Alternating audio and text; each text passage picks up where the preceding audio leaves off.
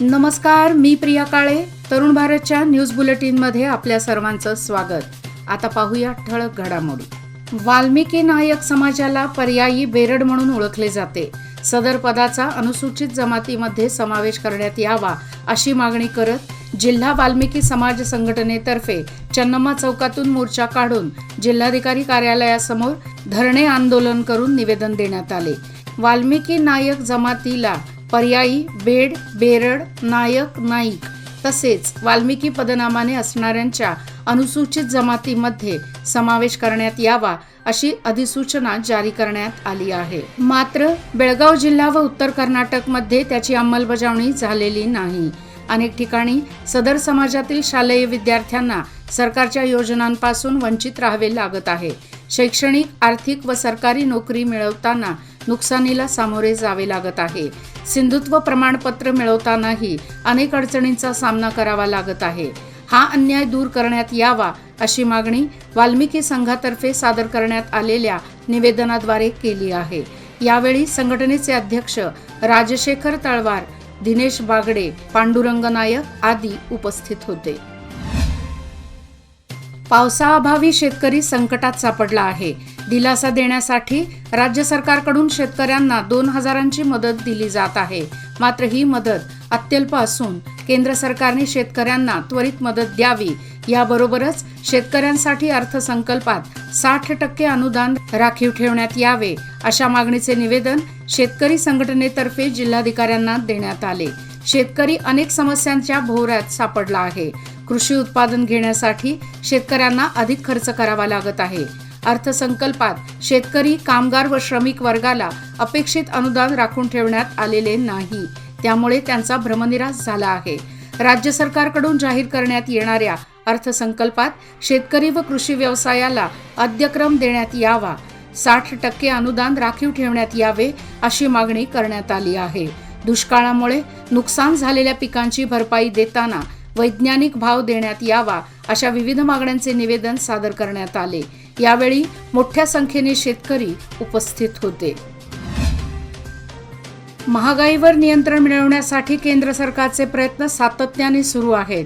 कांदा, डाळी, टोमॅटो, आटा इत्यादींच्या किमती वाढू लागल्यावर सरकारने पुढाकार घेत कमी किमतीत लोकांना ही सामग्री पुरवली. आता तांदळाच्या दरामुळे सर्वसामान्यांना त्रास होऊ लागल्यावर पुन्हा एकदा सरकारने दिलासा देणारे पाऊल उचलले आहे. मागील 1 वर्षात तांदळाचे दर 15% वाढले आहेत. हे पाहता सरकारने स्वस्त दरात भारत तांदूळ बाजारात उपलब्ध केला असून मंगळवारपासून त्याची विक्री सुरू झाली आहे. सर्वसामान्यांचा प्रवास सुखकर व्हावा यासाठी परिवहनने कॅशलेस ऑनलाईन प्रणाली सुरू केली आहे. या नव्या UPI प्रणालीला मंगळवारी बस स्थानकात चालना देण्यात आली. विभागीय नियंत्रक गणेश राठोड, DTO KK लमाणी व अन्य अधिकाऱ्यांच्या उपस्थितीत या नव्या प्रणालीला प्रारंभ करण्यात आला. प्रायोगिक तत्वावर बेळगाव आगारात ही सुविधा उपलब्ध करण्यात आली आहे. येत्या दिवसात सर्वच बसमध्ये ही नवीन प्रणाली सुरू होणार आहे. जिल्हाधिकारी कार्यालयातील नागरिकांचा विनाकारण होणारा गोंधळ थांबविण्याबरोबरच कार्यालयीन कर्मचाऱ्यांना शिस्त लावण्यासाठी जिल्हाधिकारी नितेश पाटील यांनी कार्यालयाच्या दक्षिणेकडील प्रवेशद्वार बंद केले आहे. यामुळे जिल्हाधिकारी कार्यालयात येणाऱ्या नागरिकांना प्रवेशद्वार बंद झाल्याबद्दल प्रश्न उपस्थित केला जात आहे. कुपोषण निवारण करण्यासाठी संपूर्ण बाल विकास ICDS योजनेअंतर्गत बाळांना व गर्भवती महिलांना सकस आहार देण्यात येत आहे. सदर योजनेतील अनुदानात केंद्र सरकारकडून कपात करण्यात आली आहे. केंद्र सरकारच्या या धोरणाविरोधात तसेच वेतन वाढ करण्यात यावी अशी मागणी करत कर्नाटक राज्य अंगणवाडी नोकर संघातर्फे निदर्शने करण्यात आली. सदर मागणीचे निवेदन जिल्हाधिकाऱ्यांना देण्यात आले. हळूहळू थंडी ओसरून उष्णता वाढू लागली आहे. त्यामुळे पशुपक्ष्यांचे पाण्याविना हाल होऊ नयेत यासाठी सामाजिक संघटनांकडून कृत्रिम पाणवठा निर्माण करण्यात आला आहे. वॅक्सिन डेपोमध्ये टाकाऊ बॉटल्सपासून 5 ठिकाणी पाण्याची व्यवस्था करण्यात आली आहे. या उपक्रमाबद्दल पक्षीप्रेमींमधून समाधान व्यक्त होत आहे. गुरुकुलच्या माध्यमातून राष्ट्राची भावी पिढी उभारली जाऊ शकते. यासाठी मराठा समाजाचे गुरुकुल उभारणे महत्त्वाचे आहे. या गुरुकुलातून देशासाठी नेते, शास्त्रज्ञ, शिक्षक, तत्वज्ञानी व मार्गदर्शक निर्माण होऊ शकतात. विद्यार्थ्यांच्या जडणघडणीत गुरुकुलाचा महत्त्वाचा वाटा असे. यासाठी राज्य पातळीवरील मराठा समाजाचे छत्रपती शिवाजी महाराज गुरुकुल उभारण्यात येणार आहे. या गुरुकुलाचे भूमिपूजन दिनांक 11 रोजी हल्याळ येथे करण्यात येणार आहे. या कार्यक्रमाच्या पत्रिकेचे वितरण करण्यासाठी मराठा समाजाचे गुरु मंजुनाथ स्वामी यांनी खानापूर येथील महालक्ष्मी मंदिरात झालेल्या कार्यक्रमात मराठा समाजाच्या बांधवांना मार्गदर्शन करताना व्यक्त केले. पंडित ओगले यांनी स्वागत केले.